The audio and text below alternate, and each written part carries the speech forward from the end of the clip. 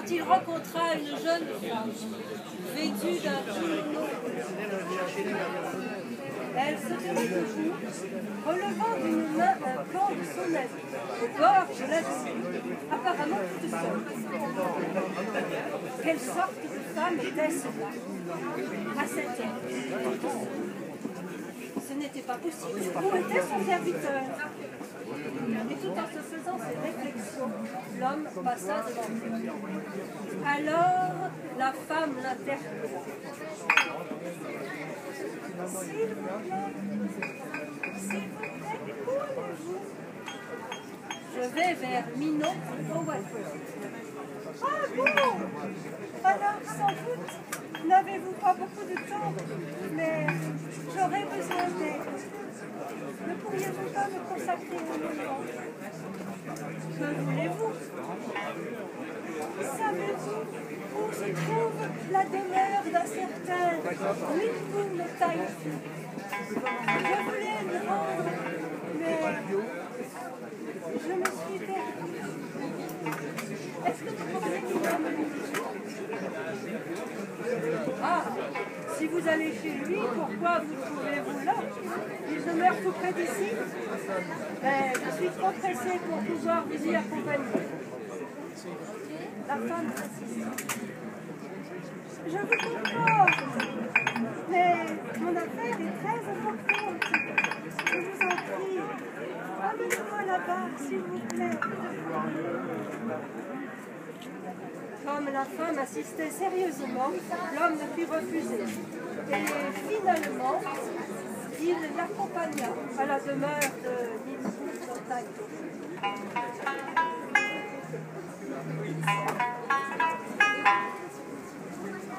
La femme avait l'air d'être très heureuse. Merci beaucoup, merci infiniment, le remerciait-elle encore et encore.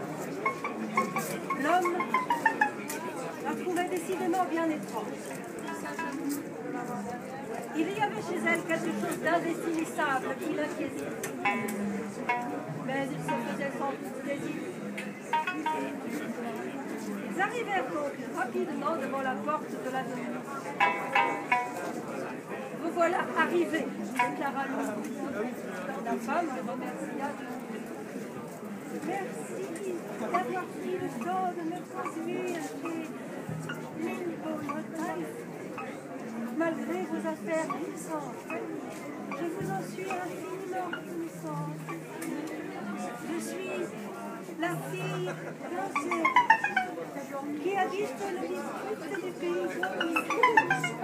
Si vous allez dans l'Est, j'habite à tel endroit près de la grande route. N'hésitez pas à me faire moi, s'il vous plaît. Dès qu'elle eut prononcé ces mots, elle disparut soudainement. L'homme resta hébété. Si la porte était ouverte, elle aurait pu entrer très vite, mais la porte était restée fermée. Que s'était-il passé? Pétrifié, il tremblait de peur, tout seul devant la porte. Peu après, de la demeure parvinrent des cris et des pleurs. L'homme tendit l'oreille. Il avait l'impression que quelqu'un mourait. Bizarre. L'homme n'osait pas repartir. Il faisait les 100 pas devant la maison, ne sachant que faire. Enfin, l'aube parut, et les serviteurs commencèrent à s'écrire. L'homme demanda à l'un d'entre eux si par hasard il était arrivé quelque chose. Oui, c'est à cause de la femme du maître. Elle habite dans le pays d'Omi. Cela faisait plusieurs jours qu'elle le hantait et il en était malade. Et juste avant l'aube, tout à l'heure, elle vous est apparue, enfin, son esprit. Tout le monde a crié et brusquement mon maître est tombé, raide mort.